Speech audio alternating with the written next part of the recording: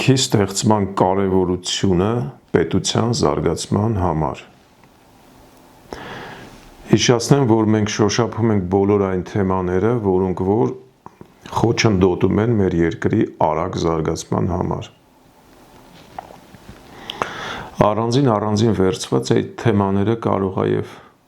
շատերը մտածեն ինչ կապ ունեն անմիջական երկրի զարգացման փող աշխատելու հետ կապված, բայց իրականում ուղղակի կապ ունեն։ Եվ մենք հերթով հիմա այդ թեմաներով անցնելուց ամեն թեմայի վերջում կհամոզվենք, որ դա իսկապես այդպես է։ Ուրեմն, բնության կողմից մեր մեջ տրված ամենակարևոր բնազդը սերնդաշարունակության բնազդն է։ Այսինքն մենք ստեղծված ենք այնպես բնության կողմից, որ մեր հիմնական նպատակն այս կյանքում առողջ եւ երջանիկ երեխաներ մեծացնելն է։ Դա մեր գերնպատակն է։ Եվ այն մարդը, ով չունի երեխաներ, պարբերաբար դատարկության զգացում է ունենում, շրջակա աշխարհն ընկալում է ավելի մութ գույներով եւ շատ ավելի հակված է դեպրեսիաների։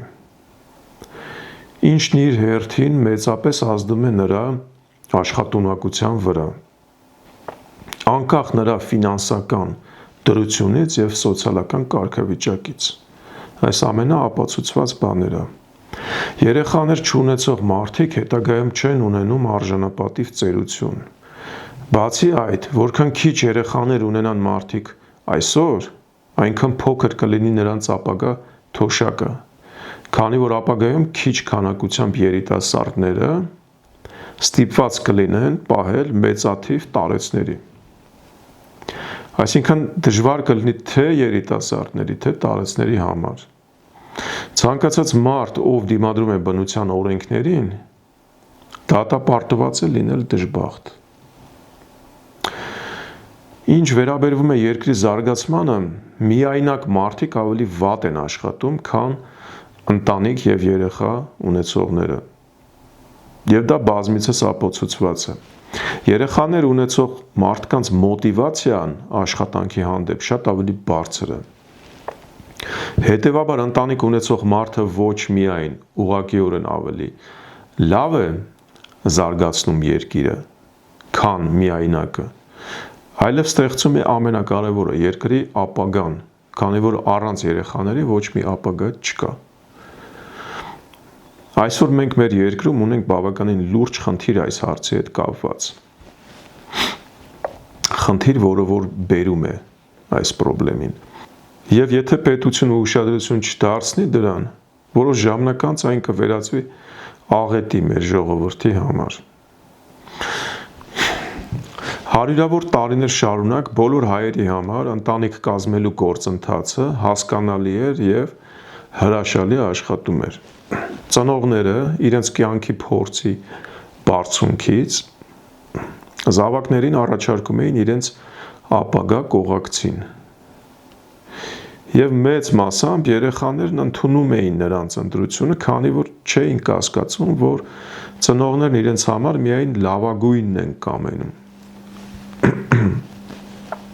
Գնալ, ուզել, դրա մասին է խոսքը։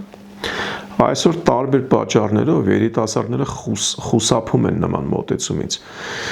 Անկախ երևալու համար կամ վախենալով հնաոճ համարվելուց։ Նրանք գեղեցիկ ֆիլմերով տարված հրաժարվում են ծնողների եւ հարազատների խորհուրդներից։ Նախընտրելով սկզբում ապրել միայնակ եւ ազատ, շփվել տարբեր մարդկանց հետ եւ ինքնուրույն ընտրություն կատարել։ Ավելի ուշ։ Սակայն իրականությունն այնպիսին է, որ շատ հպարտ եւ անկախ երիտասարդներ իրենց ճանապարհին հանդիպում են տարբեր անսկզբունքային ու անբարոյական մարդկանց եւ հարաբերություններ ստեղծելու մի քանի անհաջող փորձից հետո հայտնվում են կյանքի ծանր նոկաուտում ու չեն կարողանում վերականգնվել։ Որպես կանոն կյանքի երկրորդ կեսին նրանք սկսում են հասկանալ, որ ծնողների առաջարկած տարբերակը լավագույնն էր։ Բայց ժամանակն արդեն բաց թողնված է, այսինքն հին մեթոդն այլևս չի գործում, իսկ փոխարենը մենք երիտասարդներին ոչինչ չենք առաջարկել։ Եվ այս իրավիճակում շատ երիտասարդներ մուտք են գործում վիրտուալ աշխարհ իրենց ամենակարևոր հարցը լուծելու համար։ Համացանցում զուգընկեր փնտրելն ամենաանարդյունավետ եւ վտանգավոր մեթոդն է։ Ցանկացած նորմալ մարդ, ով իր կյանքի ընկերոջը փնտրում է համացանցում, հիմնականում անտեղի ժամանակ է կորցնում, մեծ մասամբ։ Բազմաթիվ հիասթափություններ է ապրում եւ կորցնում ինքնագնահատականը։ Ինչի համար, որովհետեւ քանի որ այնտեղ նա մրցակցում է արհեստական կերպարների հետ, որոնք ոչ մի կապ չունեն իրական աշխարհի հետ։ Երիտասարդների մի մասն այսօր աշխատում է խոշոր կազմակերպություններում եւ ձեռնարկություններում։ Նրանց համար այս հարցը լուծելը շատ ավելի հեշտ է, քանի որ նրանք կենթանի շփում ունեն իրենց կոլեկտիվի հետ։ Սակայն երիտասարդների մեծ մասն աշխատում է փոքր կազմակերպություններում, որտեղ ընտրության մեծ հնարավորություն չկա, կամ այդ վայրերը տիպիկ տղամարդկանց կամ տիպիկ կանանց կոլեկտիվներ են։ Պետության խնդիրն է ստեղծել պայմաններ, որտեղ երիտասարդները կհավաքվեն եւ կշփվեն միմյանց հետ։ Անպայման պետք է հաշվի առնել մեր երիտասարդության ազգային բնավորության առանձնահատկությունները։ Մենք այնքան անկաշկանդ չենք, որքան օրինակ եվրոպական երկրների մարդիկ։ Պետության կողմից կազմակերպվող բոլոր միջոցառումներում պետք է լինեն մարդիկ, կազմակերպիչներ, ովքեր կկատարեն դեր, ինչպես օրինակ հարսանիքների թամադաները, ովքեր կստեղծեն հետաքրքիր մթնոլորտ եւ հնարավորություն կտան յուրաքանչյուր երիտասարդի դրսևորել իրեն ու գրավել մյուսների ուշադրությունը։